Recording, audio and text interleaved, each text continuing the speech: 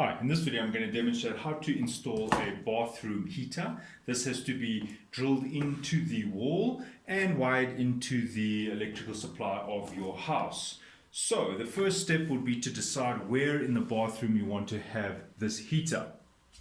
Now, upon inspection, one might think putting it over there is a good idea because, obviously you're often at the vanity area of your bathroom, but my advice is don't do it because the steam from the shower is quite concentrated in that area. And also, if you want to pull the string that activates the bathroom heater, that's a little bit of a lean because it's against the wall. My advice would be on the other wall where I have a flat surface and also there is nothing near it. And when you want to tug on the little string that activates the heater, there's nothing in your way. You don't have to lean forward. A child could also do it, maybe a young child. So that could also give them, they don't have to climb on the counter in order to switch on the heater. So obviously that's personal preference, but from here forward, I'm going to demonstrate how to install this bathroom heater. Just to show you the fundamentals of the heater, you will see that there are many different heaters in the market and some are really expensive. Now, this is an entry-level basic heater, but the principal operation is the same. Okay, so here is the heater itself. This is the string I was referring to, which activates it. You can loosen here and it's quite long. And we'll take these little sleeves out, which are just holding the glass in place. This happens to be a very cheap budget heater and I don't think it's IP rated. Now, it's best if you could get an IP rated heater, which means that it is semi-waterproof or water repellent. This one is not, although it does say bathroom heater. But nevertheless, I'm going to install it. That has to be screwed into the wall, and then they give you a plug like this. But obviously, there isn't an outlet in a bathroom. So I'm going to show you how to wire this up into your electrical supply system. I'll have to get into the roof to do this installation. All right, so that's the unit.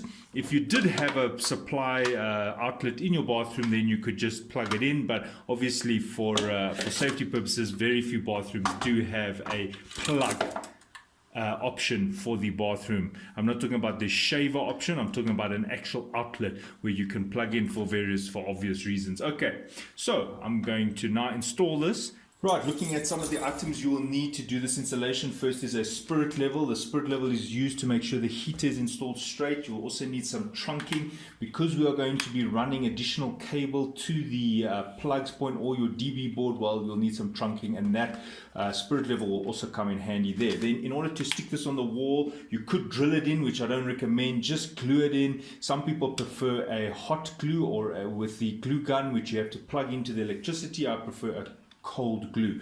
You put some over here, you wait 2 minutes, and then you fasten this onto the wall by just putting pressure. You hold it for 2 minutes and you're done. So this is the cold glue. Does not require any electricity in order to get this glue going, meaning it does not require an outlet. Then in terms of the cabling, now this is a serious point.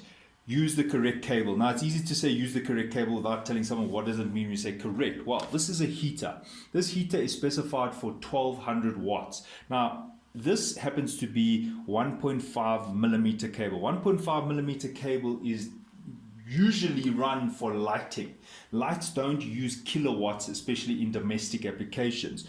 But this is over a kilowatt. And a heater is normally plugged into a plug's circuit breaker or plugged into a plug output outlet. So for plugs, they can easily go over 20 amps. Therefore, we don't want to run lighting cable for a plug installation. And then you might say, well, this is only 1200 watts. I did the calculation and this cable will work. The only problem is that in 3 years' time, when this heater is faulty and some next person comes and installs a 2.5 kilowatt or maybe a 3 kilowatt high power bathroom heater, well, then this cable is now a cause for concern. It will not handle that type of current. So make sure you have the correct cable for your job. It doesn't matter if you use round, this happens to be round cable, or flat. Either is fine, but make sure the size is correct. This should be 2.5 millimeter, and this should be 20 amps if you are going to use the round. This happens to be, just so you get an idea, this happens to be 16 amp, which is considered heavy duty in domestic applications. Although if you're running it in the ceiling, it is not heavy duty because it is still insufficient. Right, just to show you the difference between the 1.5 and the 2.5, there we go. You can see the one is quite a lot thicker, and this is the one I will run if I'm going to be doing the plugs connection, and there you can see the difference. If you're unsure about the cable specifications, and this is common amongst many people, so don't be embarrassed about the fact that you don't know which cable to use. There are different cables with different specifications. So go onto the manufacturer, or at least one of the companies in your local area that make cables, and then what you do is you just go into their list of, this would be under general wires, and I've already done that, and here is the brochure of something called flat twin and earth cable, and you can also use this as a guideline because they would be quite similar. So what you're looking for is the table, and here's the table. And remember earlier I just said 1.5 millimeter cable. Well, there you can see the maximum current rating is 17 amps. Now keep in mind that in order to get 17 amps, this is the absolute maximum. We don't want to run the cable at the maximum conditions, keeping in mind that the cable operates differently if it is run in the air, if it's loose like in the air, or if it's run on the ground or against a wall. So my advice is, don't look at this and just say, oh well, it can do 17 amps. Derate it by at least 30%. So for example, if I see here, there are 3 stars here. It says maximum conductor temperature 70 degrees installed per installation method, blah, SAN standard. So that means that the ambient temperature would have to be taken into consideration. Now, if you're installing this in the roof and you're in a hot climate area and the roof is already at 40 degrees, you can't expect to get 17 amps continuous from a cable. Forget it, because the cable is already at a higher temperature because it's in the roof. So these are some of the reasons why we must derate it. So let's just look at the 2.5 millimeter, which I recommended. Now 2.5 is giving you a maximum current of 23 amps. Just call it 22.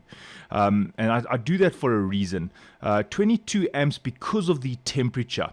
Now if we take 22 and we say 22 times 70% only gives us 15.4 amps. So that would be your continuous current maybe throughout the entire day. If someone left the heating or whatever the appliance you've got on for the entire day, you're only going to get about 15 amps in a safe long-term usable lifespan. So say you get 15 amps, and if you want to work out the power, you could say 15 times your voltage. Now if this is in Europe, you would say 220 volts, and you're only getting 3.3 kilowatts. Now you might say, well, my heater is already is much less than that. Yes, but remember that on a plug circuit breaker you might have other things installed. Maybe there's a couple of other appliances, maybe somebody's got a kettle, I don't know. So for example, in an instance where there are multiple devices in that circuit breaker, you can see why we have to always use the higher cable. So the minimum that I'd recommend is a 2.5 millimeter cable, and there you go, showing you that even though it is 23 amps, you're probably not going to get that. And the last thing, just quickly, and I know this is probably very boring for people who are not electrically inclined, you'll see that there is a volt drop. Now if you are doing a long run, maybe you're doing a 20-meter run to a DB board, if you're using the thinner cable, it's going to have higher losses, which actually means it's going to be less efficient. You're going to expend a bit of wattage along the line because of the resistance of the copper, and that is why if you use the thicker cable, you're going to see that the resistance, the actual volt drop, is much less, and that helps with the losses. So again, that is another reason why we want to run the thicker cable. Okay, so getting back to the installation. In terms of the cabling, I anticipate that I will find a plugs line. When I say line, I mean a cable running from one of the plugs in the house to the DB board, and I will just cut it, and I will then join it in here, and then I'll have the original wire which was going to the DB board from the plugs, and it was coming out there, and I will just break it there in the middle, and they will come to my heater. So I will kind of hijack that cable midway and then join it maybe with a terminal block, although some people prefer to crimp it. It's totally up to you. I'm just going to use the terminal block, and I will show you how to do that. So if you are going to do this method, you will need one of these couplers, and then these are called glands. You will then need 3 glands. So that's it. Every country is different in terms of how they design these things, so just comply with your local standards. They have to be sealed. I know in most countries they have to be sealed. Rats and mice or other vermin could get in there, cockroaches, whatever you want, lizards, and they can short out and actually cause a fire. So you always got to seal any electrical work you do in the ceiling, and that is one of the reasons why these are watertight, not just for the water, but also so that ants and other insects do not crawl in there. Some people like to use a soldering iron. I do when I'm joining metals because of the oxidation which happens in wet environments. Then in order to cut the cable, you will need a side cutter, and then maybe you'll use insulation tape. I've just got it there, and then obviously a screwdriver. Okay, a tape measure in order to know the lengths of the cable and maybe the trunking. I will need to screw things in. This is a portable battery operated screwdriver, but in order to drill in the plugs and screws for the heater, which are sitting over there, you will need a drill with a hammer function in order to go through the wall. Depending on your house, maybe it's wood, then you'll just use screws for the heater. But if you have a house made out of bricks, then you will need plugs and screws. The heater does come with its own set. There it is. But in my experience is I like to use the ones that I've tried and tested in terms of quality, and I also like to use brass screws because they do not rust. So that's my own personal preference.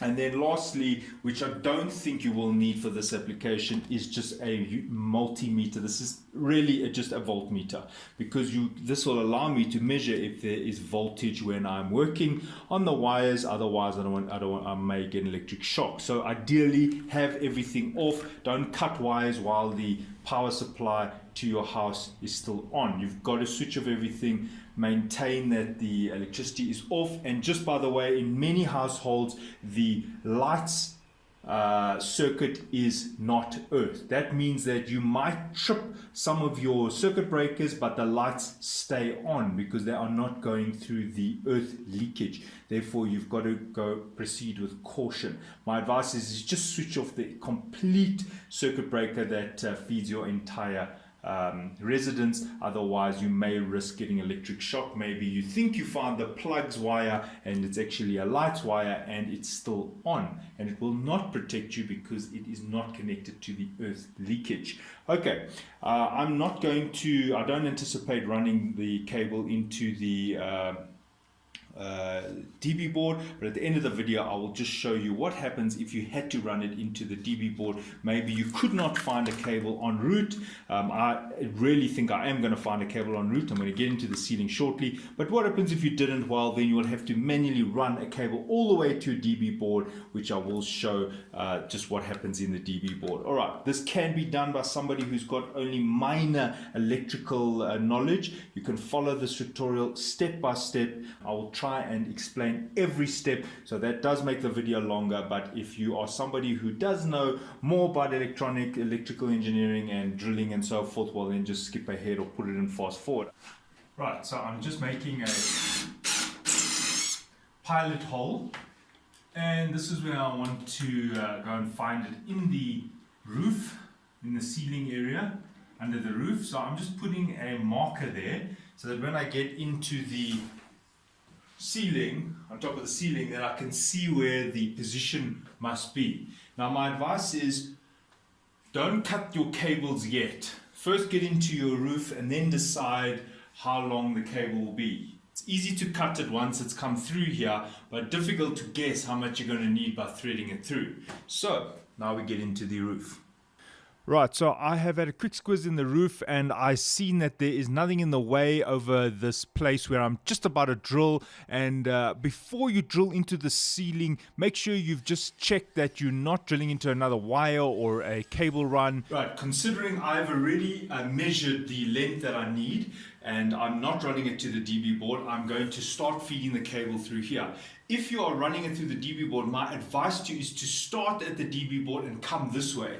And then feed it through here, but because I already know, I'm now going to feed it from here and then I'll catch it in the roof. I'm in the ceiling now, and then you can see the wire right there in the center, somewhere about there, and it's going up there. And I've got to get that wire and pull it through to where the plugs, the nearest plugs outlet is. I've located a plugs wire. Just keep in mind when you are walking in the ceiling, you can step on the rafters, but do not step on the ceiling itself. You will go through the ceiling. So now to get that, it's going to be a bit of a mission. I'm going to have to crawl while keeping my knees on the rafters and just pull that wire. If I had a broom or something, I could just pull it towards me. If you really can't get to the wire, you'll have to actually open the ceiling tiles. But in this case, I don't think I'll have to do that. So I'm just going to pull that wire, thread it through. I'll tell you where it's going. It's going in this direction, and I'll meet it up with another wire that is fed straight into the DB board. Okay, so there you can see I've managed to pull the wire. I'm now going to thread it through to where the wire for the plugs is in the ceiling. Right, now in my case, I recall that I did run a plugs cable here a few months back. So here is the cable, and it runs all the way to the DB board, and I will show you what's on the other side of this. Now what you could do at this point, you could make this join in the ceiling here. What I would end up doing is I would be cutting this and I would join it as a three-way connector. So what will happen is the one for the heater will be this one. This is the heater one going there, and this one I would actually cut midway. It will come in there and go back out, feed its way into the plug. But because I have a plug stop right here, I'm actually just going to feed that in. Right, since I said this is a complete DIY, I feel it's only fair that I do show how to do this connection. If this was in the roof and you did have to do this connection, maybe this was the heater cable, well, what would happen is you would feed it through the gland here, and how you get this gland in, you just push it in there. Now maybe your junction box is square or a different shape, but the principle remains the same. That would be the heater, for example, and let's just assume there was another cable running there. Well, that would have been the cable that you have hijacked, so that would mean you would literally have broken the cable, and there we go. That would be the one side and that would be the other side. So what you'd have to do now is you'd literally have to connect all of three of these together. So it would be like that. You'll have to strip them, and then you will use the, or you could use the crimper. And just to show you what I mean by when you strip it, best practice would be to use wire strippers. And how you use a wire stripper is you set it here so that it doesn't bite into the copper, because if it bites into the copper when you move it forward and back, it actually snaps off. So you would do that, and let's just open this side.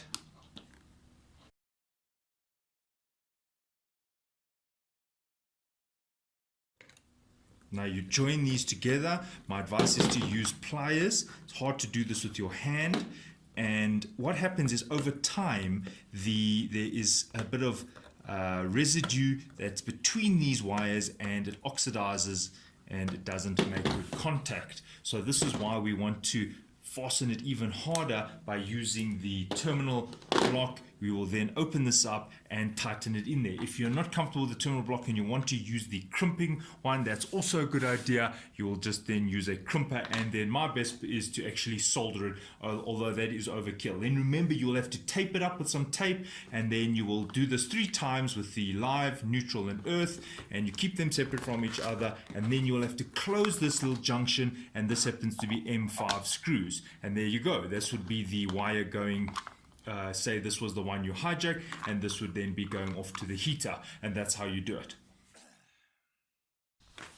So I actually do not need to use this for this installation, but I'm just showing you that had you used it, you would just cut here and join it to this cable. Now, one of the challenges you might face, which I forgot to mention, is that in some houses the plugs do not run in the ceiling, they run in the ground, and there you will have to run a new plugs cable. In this case, I recall now, in this house the plugs are running in the ground, so all these conduits you're seeing here are actually lights.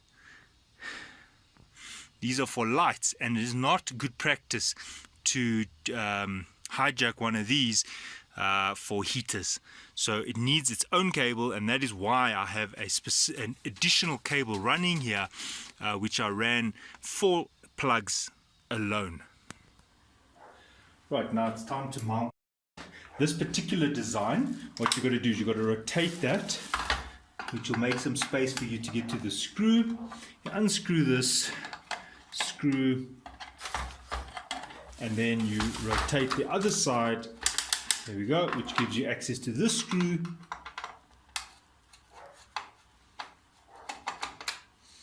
Okay, and now you can actually unclip this little lid here. Not very easy. You have to have it in a certain position, and if you saw, I just lifted it and slid it. Now don't lose these screws. There we go. Now we need the spirit level, because we're going to put it against the wall. When it's against the wall, I'm going to take a pencil and then I'm just going to mark off the holes. In this case, because it's got its own wire, I'm now going to change this wire.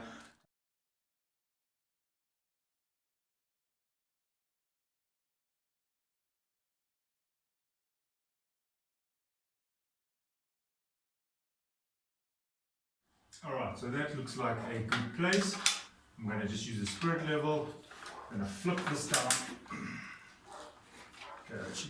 Now when you're drilling into a tile, make sure that you don't drill right on the edge of the tile. Give it some space. The middle of the tile is the strongest. Don't drill right here. You'll end up cracking this whole section here. So I'm going to choose a place where, not right on the edge here. I'm going to choose a place where these screws will not end up cracking the tile.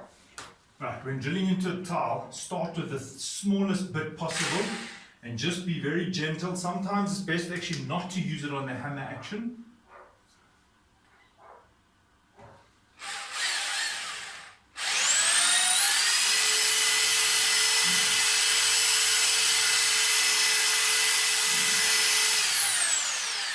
Right, so it is going into the tile, even though it's not on hammer. I can use the hammer shortly. I'm just getting all these holes correctly aligned. Once you've got the little holes there, you can now use the hammer action just gently. You don't want to crack the tile.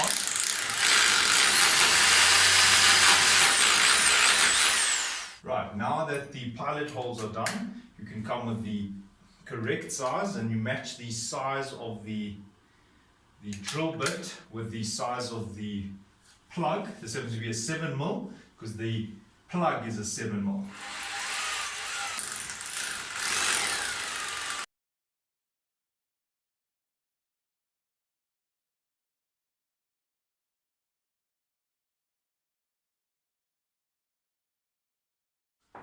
Right, there goes the plugs.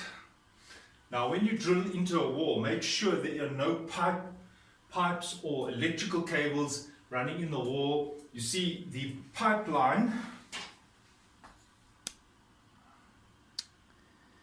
would be there where the pipe, it comes out of the wall. So this is where the pipe is, not here, and that's why I've checked that. So make sure that you do not drill into a pipe. So you can see, if you look at the alignment, how the holes are nowhere near the pipe. So just check that. I'm just using the back of a screwdriver, which happens to be rubber, to smack the plugs in. I don't want to mark the tiles. Now, while it is off, you quickly open this wire up. Do not do this while it is on. Thread this into here. Sometimes a bit of saliva, a little bit of water helps it get through. Alright, so my advice is you start with the live first. There it is. And what I'm doing is I'm wrapping it around here, like that. And then the neutral. And then the earth.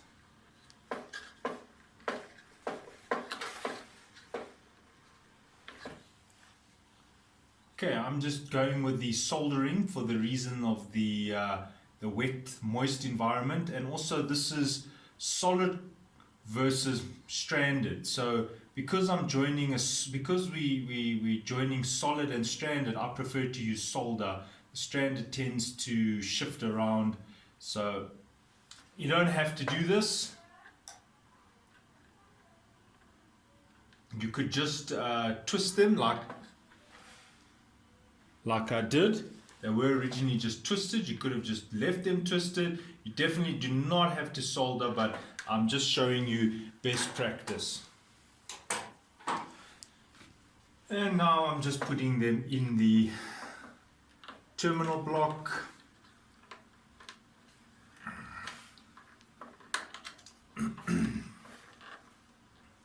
We normally put live, earth, neutral, although you don't have to do it that way.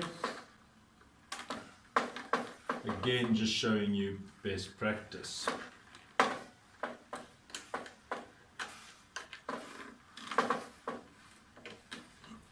Right, because it's in a moist environment, I'm just going to cover it with some tape.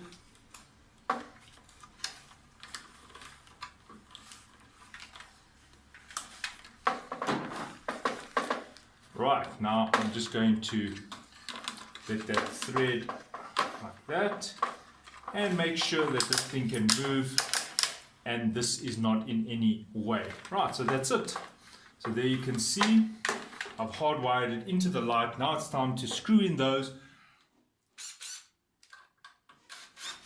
Although it doesn't come with washers, you might want to use a washer. That is up to you. My experience is when you screw into plastic, the plastic sometimes does just break, especially when it's only plastic and this is not very strong, so sometimes it does break. I've installed a few of these and it has just cracked the plastic.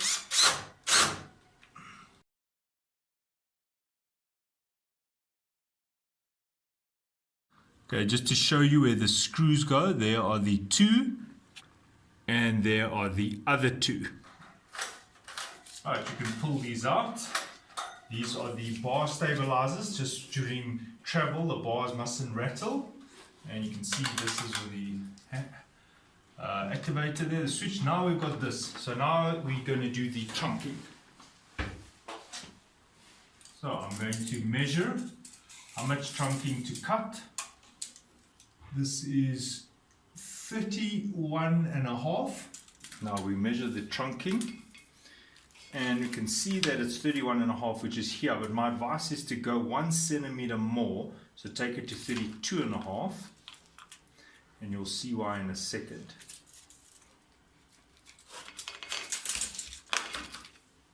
Now you can use a hacksaw here. I'm just going to use my side cutters. I just bite it there and there.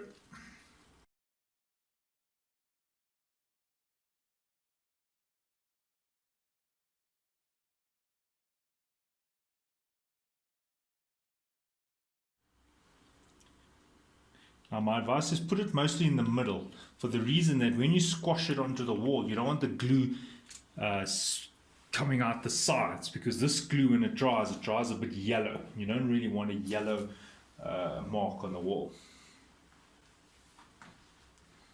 Now let the glue dry for 2 minutes. Now you could put chunking on the side here if you really want to do a very neat job. I'm not going to do that, because you're not going to see the wire here, and I'll show you what I'm talking about shortly.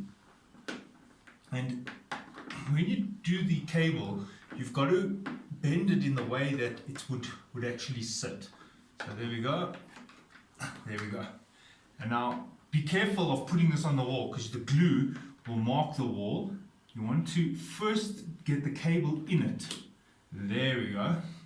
Then you want to have the spirit level before you press it onto the wall. Otherwise you will have a problem.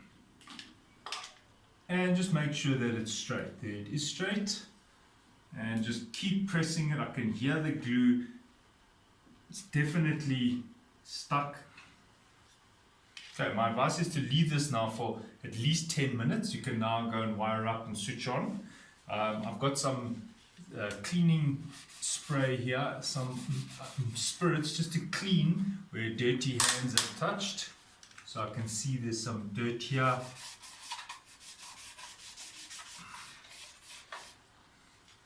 And this lid has also got a little bit of dirt on it. Right, so we leave that for 10 or so minutes. Okay, just to show you a close-up. There's the wire in the trunking, just not quite dry yet. And as I said, you could put another amount of trunking here for a perfect job, but as I said, you don't see that wire when you are low down, so it's not a necessity. Right, now as I said, I did wire a plug here at some point which I forgot about, and now I have an opportunity to actually use this without having to make the join in the ceiling, which is quite nice because that means you can actually disconnect the heater if you are fault tracing, maybe there's a problem. So what I'm going to do now is I'm actually going to connect, this is the heater wire that I've threaded in the ceiling. Okay, so you've got two options here.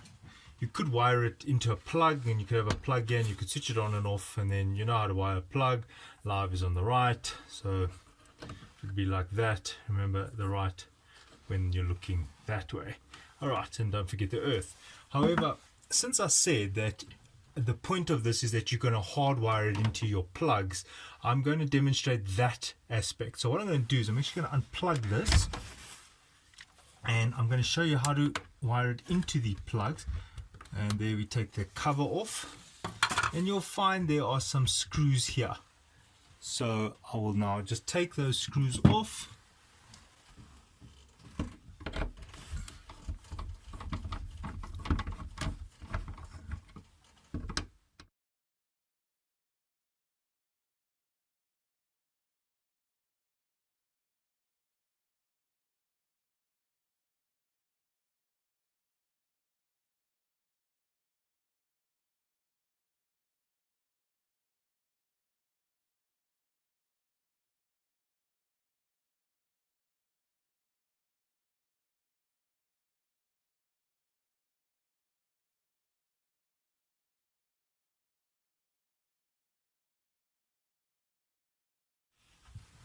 Now we're just going to merge, we're just going to merge them into the same, the red will go with the red, the black, the neutral with the neutral, and the earth.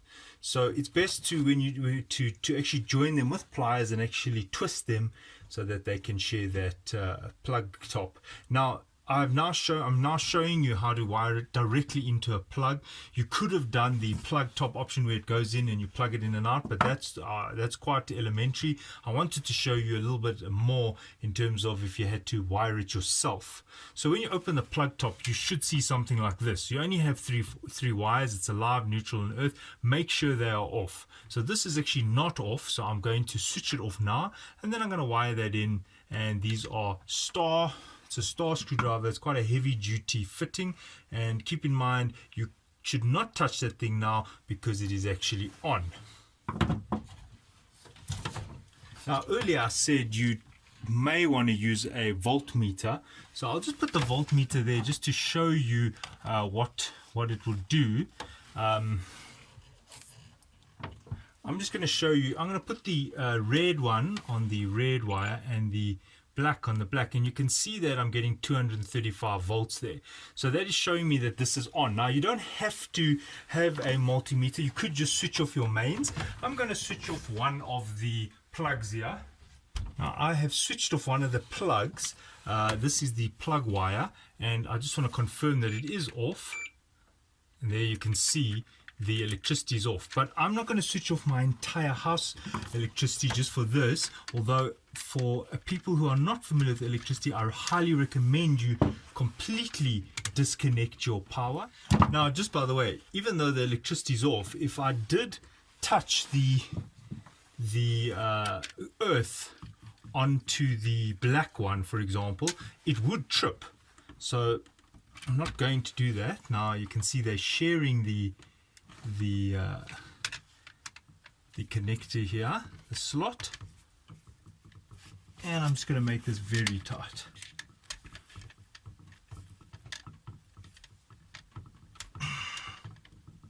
Okay, done. Now we do the neutral, which is over there.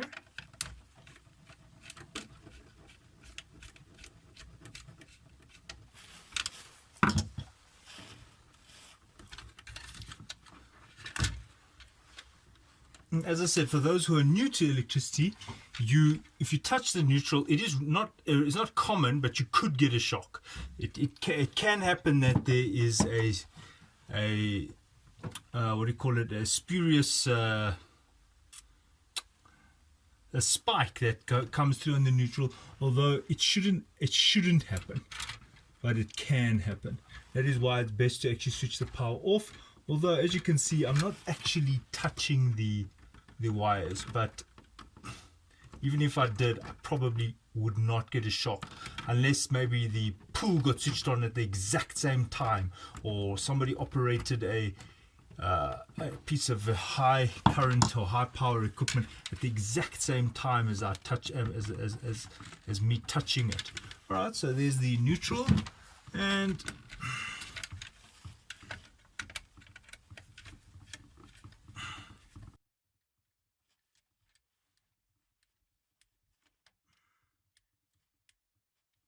now it's just the earth.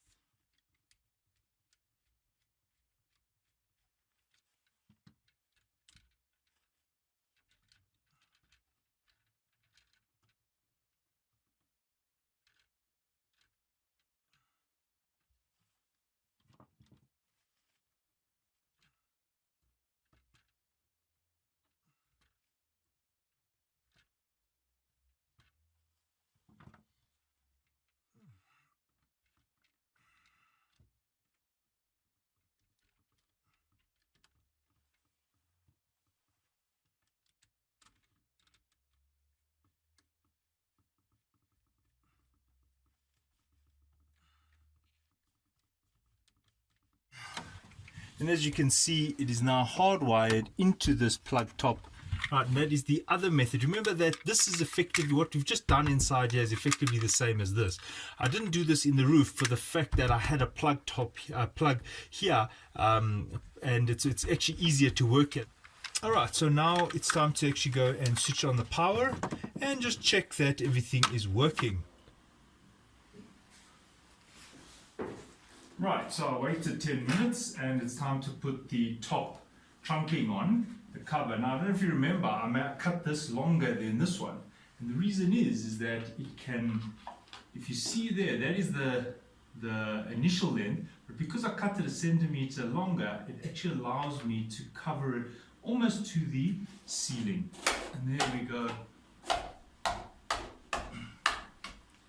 And to test it, switch it on one. First bar,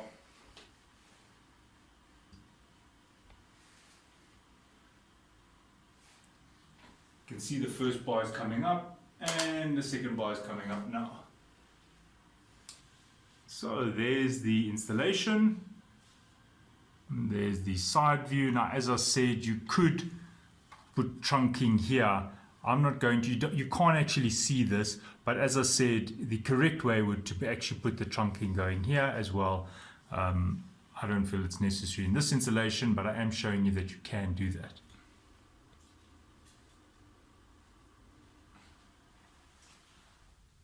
The last option was if you had to run a brand new cable all the way to the DV board.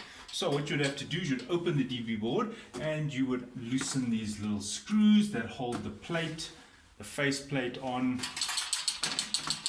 and there is the DV board. Now,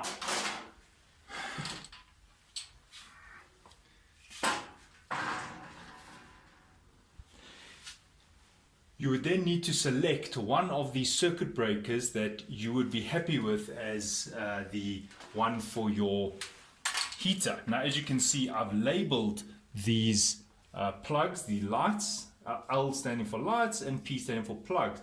You can see there sometimes there's more than one circuit on one circuit breaker. So here I have one room, a passage, an outside plug by a linen room. So you can see there are several bedrooms or whatever on one of the plugs. Now, what you would then do is your cable would come from, you would need to get your cable through one of those conduits, and then you would run the cable as I have done. You can see on the side here some of these. These are additional cables which have been run. Alright, so here's an example of a wire that's been run. As you can see, there are the wires coming down here. There's the neutral.